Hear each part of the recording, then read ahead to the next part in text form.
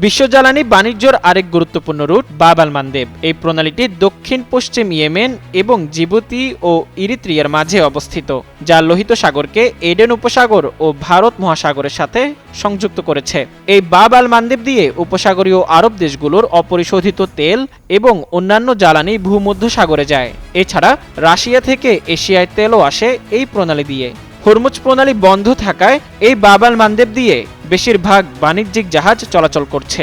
এই সময় প্রণালীটি বন্ধের হুঁশিয়ারি দিল ইয়েমেনের সশস্ত্র বিদ্রোহী গোষ্ঠী হুতি। গোষ্ঠীটি বলছে, মার্কিন প্রেসিডেন্ট ডোনাল্ড ট্রাম্প শান্তি প্রক্রিয়ায় বাধা সৃষ্টি করতে থাকলে বাব আল মানদেব প্রণালী বন্ধ করে দেওয়া হবে।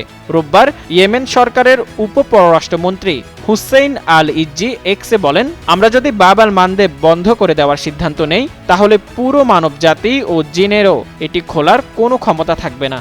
ইরান, ইসরায়েল ও যুক্তরাষ্ট্রের যুদ্ধ শুরুর পর থেকে সৌদি আরব লোহিত সাগর ব্যবহার করে এই প্রণালী দিয়েই নিজেদের জ্বালানি বহির্বিশ্বে সরবরাহ করছে। আল ইজ্জি আরও বলেন, ফলে ডোনাল্ড ট্রাম্প এবং তার সহযোগীদের জন্য ভালো হবে এখনই সেসব কাজ বন্ধ করে দেওয়া, যেগুলো শান্তিকে বাধাগ্রস্ত করে। এছাড়া আমাদের জাতি ও জনগণের অধিকারের জন্য প্রয়োজনীয় সম্মান তাকে দেখাতে হবে।